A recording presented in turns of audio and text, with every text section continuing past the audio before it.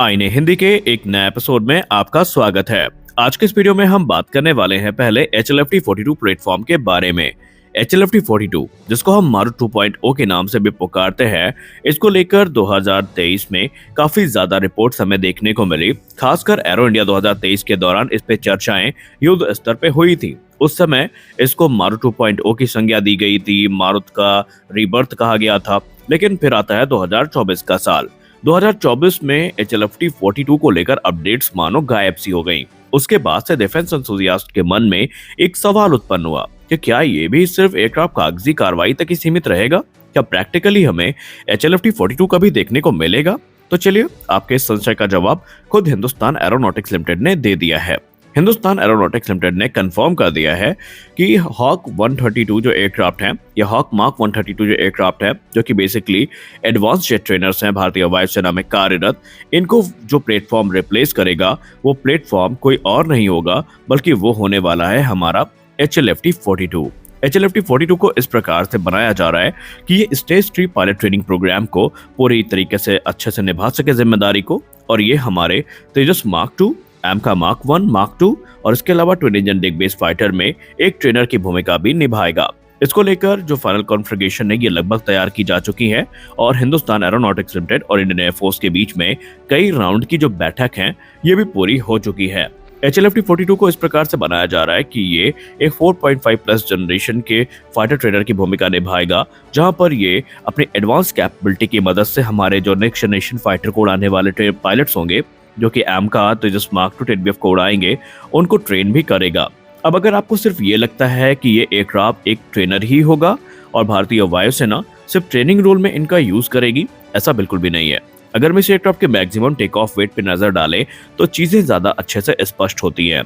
इसका maximum take off weight 16.5 tonne का होगा। ये ट्विन सीट कॉन्फ़िगरेशन में देखने को मिलेगा और ये मॉडर्न फाइटर एयरक्राफ्ट के सिस्टम को रेप्लिकेट करेगा और उनकी परफॉर्मेंस, कॉम्बैट कैरेक्टरिस्टिक्स को जो हमारे ट्रेनी पायलट्स हैं उन तक अच्छे से डिलीवर करेगा, ताकि इससे पहले कि वो फ्रंट लाइन फाइटर्स को उड़ाएं उन्हें भली भांति उस एयरक्राफ्ट की कैपेबिलिटी के बारे में जो जानकारी है वो मिल सके।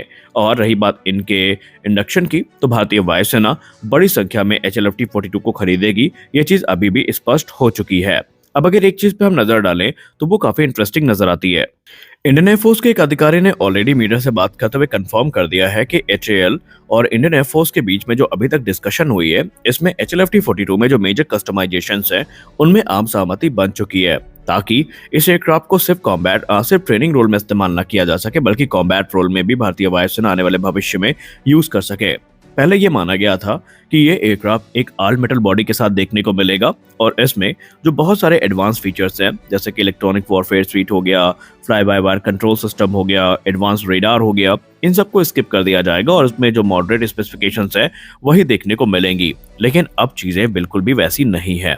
इंडियन एयरफोर्स के अधिकारी ने मीडिया से बात करते हुए कहा कि HLFT42 एक सोफिस्टिकेटेड एवियोनिक्स स्वीट के साथ देखने को मिलेगा। इसमें बहुत सारे स्टेल्थ फीचर्स भी आपको देखने को मिलेंगे और संभावित है कि अब मेटल बॉडी की जगह इसमें कंपोजिट एयरफ्रेम देखने को मिल सकता है। इसके अलावा इसमें एडवांस वेपनरी भी देखने को मिलेगी।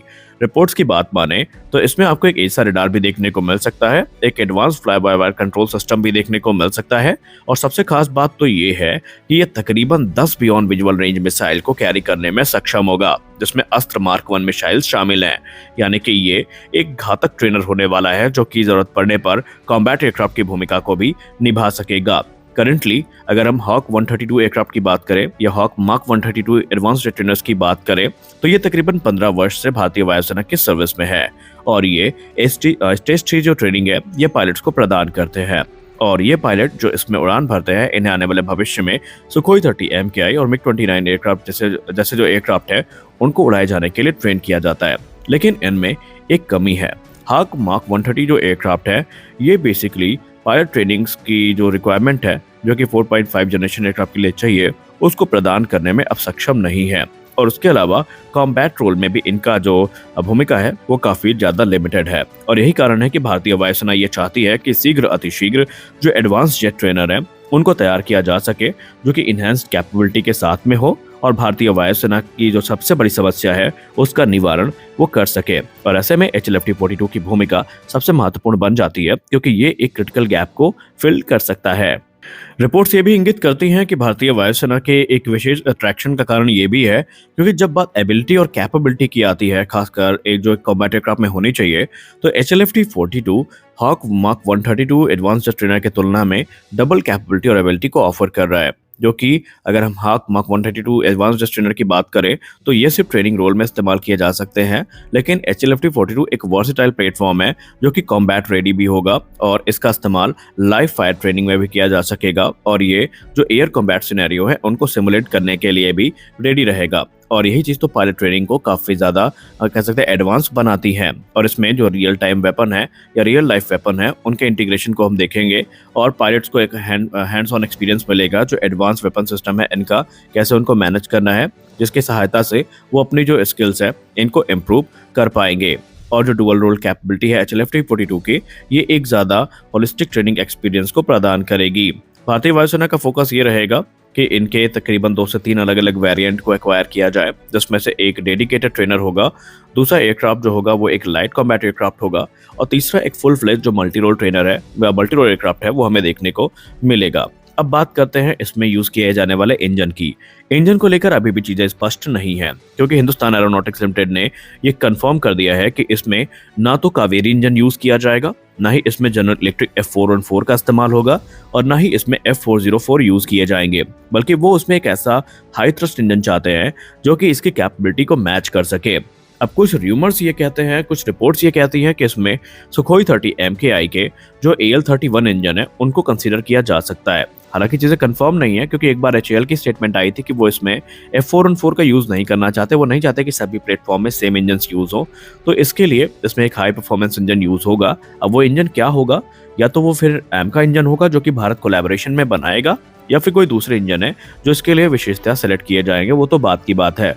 लेकिन ये एयरक्राफ्ट तेजस मार्क 1A से कैपेबिलिटी में ज़्यादा होगा, ज़्यादा वेपन्स को कैरी कर सकेगा, और इसके अलावा कैपेबिलिटी में ये तेजस मार्क 2 से थोड़ा ही कमतर होने वाला है। तो अब आप इसकी योग्यता का अंदाज़ा खुद लगा सकते हैं। रही बात इसकी टाइमलाइन की, तो हिंदुस्तान एरोनॉटिक्स लिमिटेड कॉन्फिडेंट है कि वो 2030 की शुरुआत में इसके प्रोटोटाइप को रेडी कर देंगे, और उसके बाद जो डेवलपमेंटल और यूजर ट्रायल्स हैं इनकी शुरुआत होगी, और एयरक्राफ्ट भारतीय वायुसेना की सर्विस को ज्वाइन करने के लिए 2035 तक पूरी तरीके से रेडी हो जाएगा, और भारतीय वायुसेना तब तक अपने जो हॉक मार्क 132 है इनको रिप्लेस भी कर सकती है। तो कुल मिलाकर भारतीय वायुसेना के लिए ये एयरक्राफ्ट इस समय युद्ध स्तर पर चल रहा है, लेकिन ज़रूरत ये है कि ये प्रोग्राम पहले तो सैंक्शन हो, और उसके बाद इस पे कार्य जो है वो ठीक उसी तरह चले जिस तरह प्लान किया गया है। तो आज के इस वीडियो में बस इतना ही। आशा करते हैं वीडियो अच्छी लगी होगी। वीडियो अच्छी लगी वीडियो को लाइक करिए, नए चैनल को सब्सक्राइब करिए। मिलते हैं अगले वीडियो में, तब तक के लिए जय हिंद।